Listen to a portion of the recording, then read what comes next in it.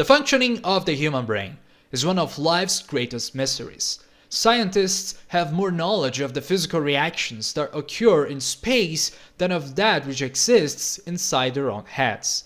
Neuroscience, the study of this wonderful human organ, constantly tends to present contradictions like any other field of science. One time they say that depression has a lot to do with the hypothalamus and with the reduction of the prefrontal cortex area. And a few years later they say, nah, there's nothing like that, man, just forget about it.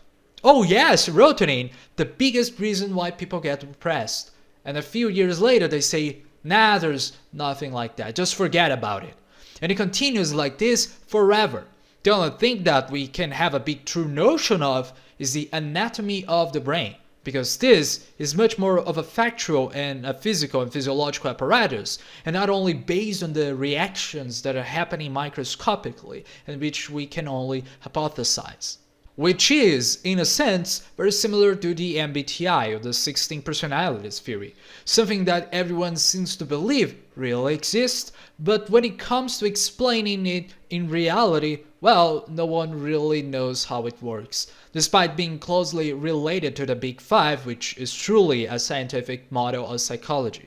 So I thought, well, what is the correlation between the MBTI, the pseudoscience with little scientific basis, and neuroscience, this completely unpredictable science, which is largely disregarded even in the field of medicine? And the answer I found was Judaism. You know, in Jewish Kabbalah, man is divided into 3 levels. First one, there is Nefesh, which represents the physical nature of desires and instincts. Ruach, which separates what is good and what is evil, linked to morality. Neshama, which is the superior soul, separating human being from other life forms and gives consciousness of God. But if you stop to think about it, these are actually the functions of the MBTI. Nefesh is the sensation, which derives from the physical reality of things. Ruach is the feeling, which is linked to agreeableness or socialization. Since many of our morals derive from the relationships that we have with other people, these relationships tells us what we should value. According to Canadian psychologist Jordan Peterson, these would be the same as saying that they define our positive or negative emotions. Therefore, it is very related to the feeling in MBTI. And also there's Neshama, which would be the thinking part, because it is more linked to conscientiousness, rationality, and thought, which philosophers like René Descartes would say is what separates us from any other animal, which is not exactly true, but perhaps it is. And then you ask, well, what about intuition? Well, who knows? Maybe it could be God. But let's leave that for later, because we have another important question here, which is, how is all of this connected with the brain? And the answer of this is this division made by this neuroscientist called Paul MacLean.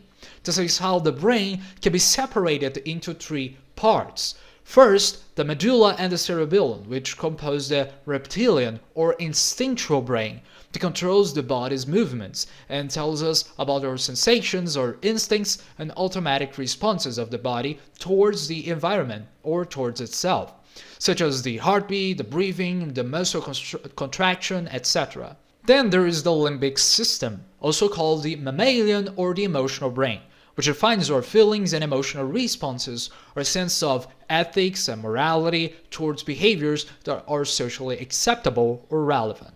And finally, there is the neocortex, or the rational brain, which will be the newest part, so to speak, of evolution, and which predicts our thinking, our rationality, our decisions, and which only finishes developing around the age of 25, which explains the impulsiveness of teenagers, and also a much higher number of pregnancies during this phase of life.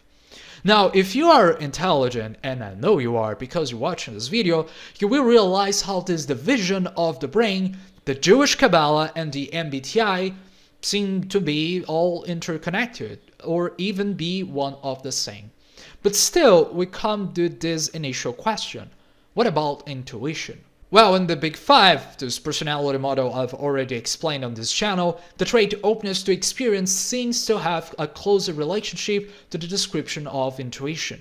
People with higher openness to experience tend to be more creative, more abstract, more into ideas, theories, and probably MBTI. They have a greater affinity with the arts, culture, and things that go beyond the conventional norm. Furthermore, the trait also is very linked to creativity, which also has a strong relationship with intelligence. In other words, the talk about intuitives being more intelligent is partially true, considering the correlation with these other personality traits. Therefore, it is not possible to classify intuition in the brain, specifically a place at least, because intelligence does not have anything to do with a specific part of the brain. You can imagine that perhaps it has something to do with the prefrontal cortex, but being rational does not equal that you are more intelligent. It doesn't even mean that you are less emotional, actually. The cortex is more connected to the conscientiousness, which would be judgment, in the MBTI letters, or extroverted thinking in the functions. People with higher conscientiousness are much more likely to work, to be organized, to set long-term goals for life, and to make decisions that are more based on concrete reality of things. But it could also have something to do with a greater inhibition of the limbic system, or of the emotional brain, causing them to not only have lower agreeableness, which would be also thinking in the MBTI. But what defines intelligence in the brain is actually this thing called plasticity.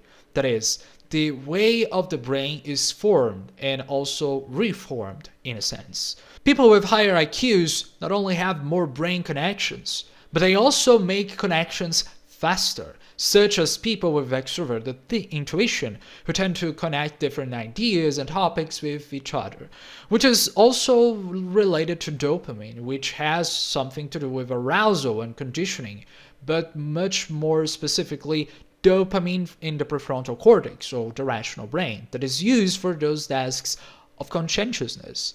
And which tasks, you may ask? Those of looking towards the future outcomes, of visualizing them at least. So perhaps intuition has something more to do with how the brain is connected rather with that specific part of it. And that's it. That was the video. Goodbye.